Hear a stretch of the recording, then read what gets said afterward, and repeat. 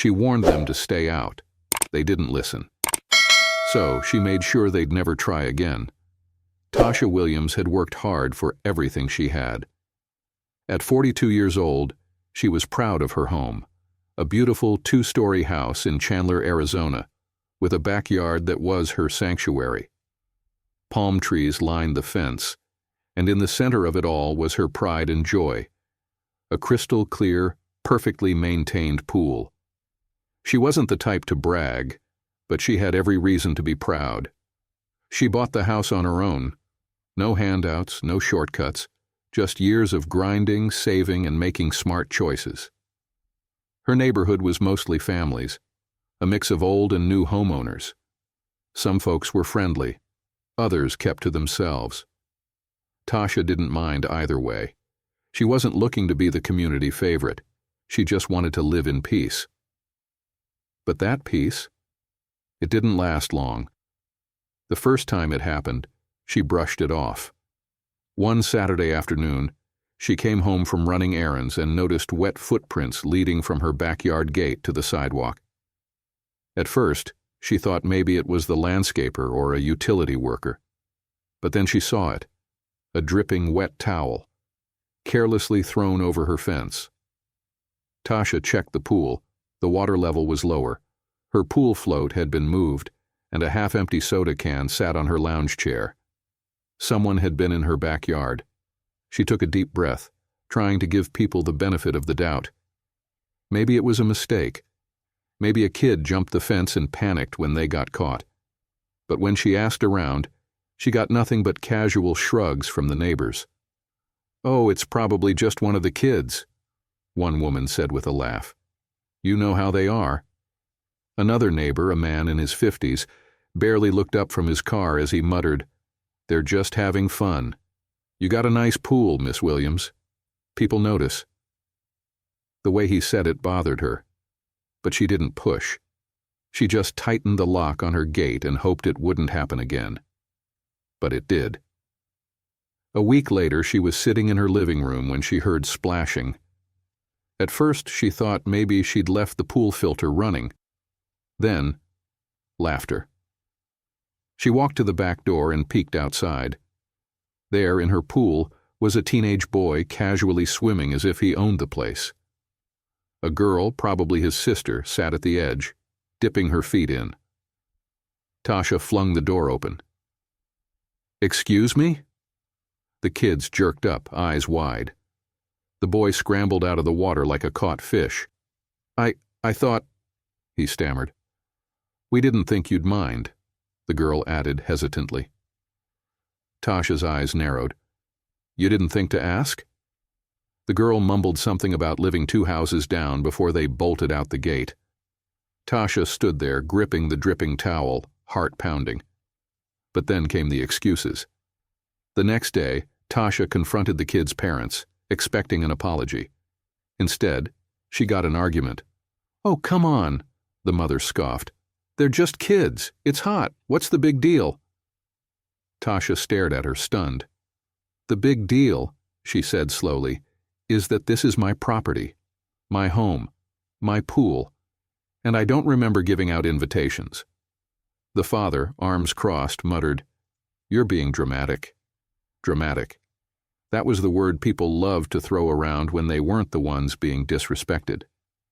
Tasha bit back the words she really wanted to say. Instead, she installed security cameras. Maybe that would send a message, but it didn't. The cameras worked for about 2 weeks. At first, the neighbors backed off. No more footprints, no more wet towels, no more uninvited swimmers. Tasha thought, maybe, just maybe, she had made her point. But then, on a scorching Saturday afternoon, she pulled into her driveway and immediately noticed something was off. Her side gate, the one she always kept locked, was slightly open.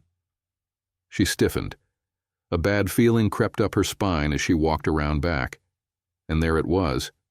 Her yard was packed with people.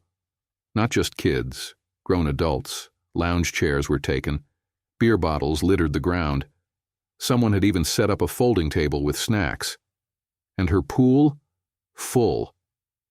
A couple of women waded waist-deep, chatting like it was their own backyard. A man leaned against the pool's edge, grinning as he sipped a drink. For a second, Tasha thought she had lost it. Was this real? She took a step forward, scanning the crowd, and that's when she locked eyes with one of her neighbors, Sandra, from 3 houses down. Sandra, who had never spoken to Tasha before, waved like this was some casual get-together. "Hey girl, hope you don't mind," she called out. "It was so hot today, we figured we'd cool off." Tasha's jaw tightened. Mind? Oh, she minded. Her voice came out sharp and steady. "Every single one of you, get outside. Now." Some people froze. Others exchanged looks like she was overreacting. Sandra scoffed. "Oh, don't be like that. It's just a pool. You weren't even home." Tasha stepped forward, her anger bubbling just beneath the surface. "It's not just a pool. It's my pool, my house, my yard.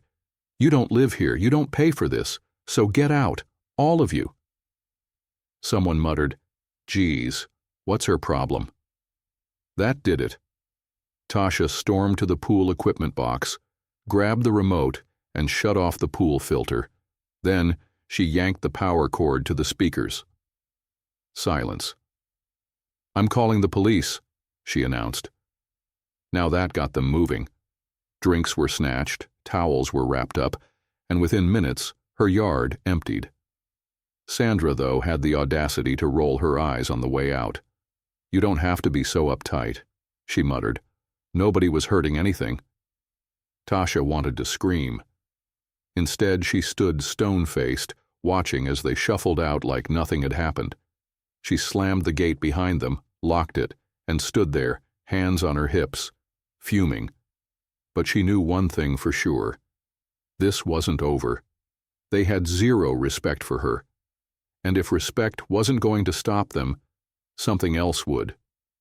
Tasha had tried everything, talking, reasoning, cameras, locks. None of it worked. So now it was time to get creative. Tasha sat at her kitchen table, staring at the security footage from earlier that day. The nerve of these people. The way they acted so entitled, like her property was theirs to use whenever they pleased. She wasn't just angry anymore. She was done. If they wanted to keep treating her pool like the neighborhood water park, she was about to make sure their next visit would be their last. First, she made a trip to the hardware store. She picked up 2 heavy-duty locks, one for the side gate, one for the pool equipment box. The old ones were strong, but these, unbreakable. Next, she went online and ordered a special chemical treatment for her pool, not chlorine, something stronger. It wasn't dangerous, just a harmless but highly effective trick used by public pools to expose rule breakers. A little something called pool dye, a harmless chemical that turns the water bright green if someone pees in it. Yep. If even one of those freeloaders tried to use her pool again, they'd leave looking like a radioactive alien. But that was just the start. Tasha wanted insurance, something that would make them think twice before ever stepping foot in her yard again. Not a chance. Tasha headed to a local sign shop and had a custom pool sign made. The next morning, she drilled it right onto her fence where everyone could see. Warning: pool chemically treated for unauthorized use. Exposure may cause rash, severe itching, or temporary skin discoloration. Did it sound a little extreme? Sure. Was any of it actually true? Nope. But they didn't know that. Just to sell the lie, she placed an empty hazardous chemical container near the pool pump, something she picked up from a friend who worked in maintenance. Now, all she had to do was wait. And it didn't take long. The next hot afternoon, she sat by her window, sipping iced tea, watching. For most of the day, it was quiet. Then, movement. A couple of teenagers strolled past her fence. They stopped, read the sign. One of them whispered something, then pointed at the chemical container. Within seconds, they turned right back around and walked away. Tasha smirked. Later that night, Sandra, the same entitled neighbor from the last pool party, was walking her dog when she spotted the sign. She squinted at it, then pulled out her phone and started typing. Curious, Tasha checked Facebook a few minutes later. And there it was. A neighborhood group post that read, FYI, looks like Tasha put some kind of weird chemical in her pool. Says it causes rashes and skin issues. Not sure how safe that is. Just a heads up. The comments rolled in. OMG, what if it leaks into the ground? That doesn't sound legal. What if it leaks into the ground? Why does she even care so much? It's just water.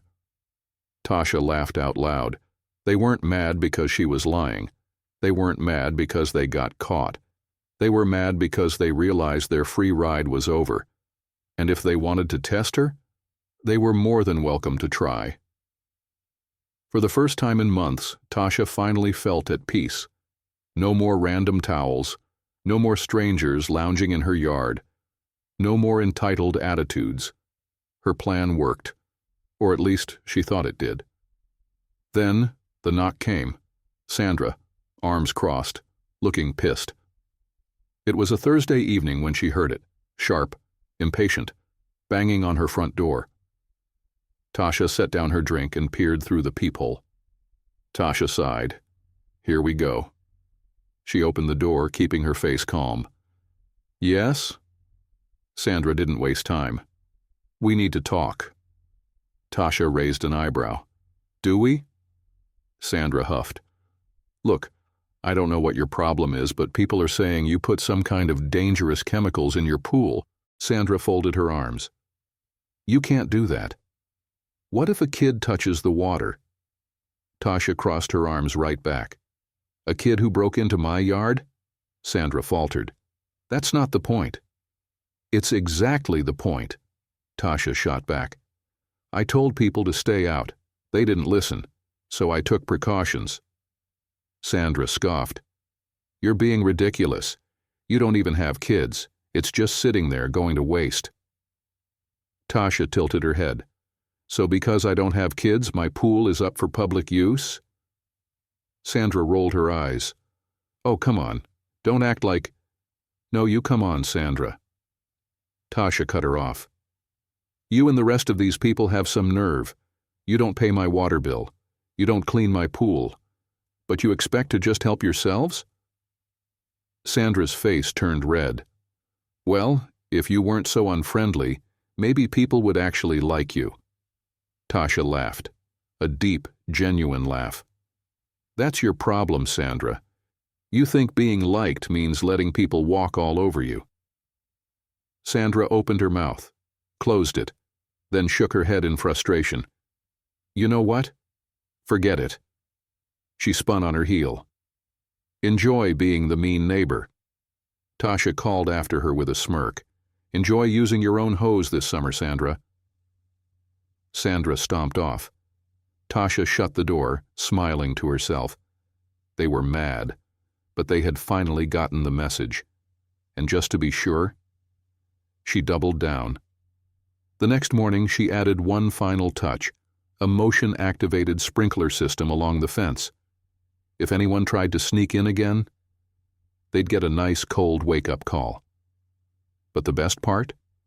She never even had to use it, because nobody tried again. The freeloading days were over. After months of frustration, Tasha had finally reclaimed her peace. Her pool, hers again. Her backyard, quiet, the entitlement, gone. And the best part? She never even had to call the police, because that was never the goal.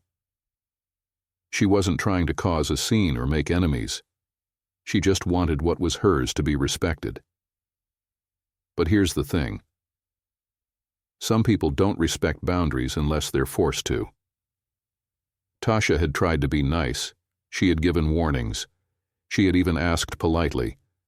And they had ignored her at every turn. But the second she flipped the script, they backed off. Because at the end of the day, people will take as much as you let them. It doesn't matter if it's your time, your space, your energy, or even your damn swimming pool.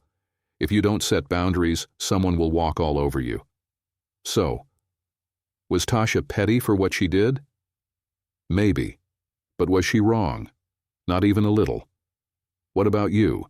Have you ever had to stand your ground when people tried to take advantage of you? Or better yet, how would you have handled this situation? Drop a comment below and let's talk about it. And if you enjoyed this story, don't forget to like, subscribe, and hit that notification bell for more. Thanks for watching. And remember, respect is earned, not given.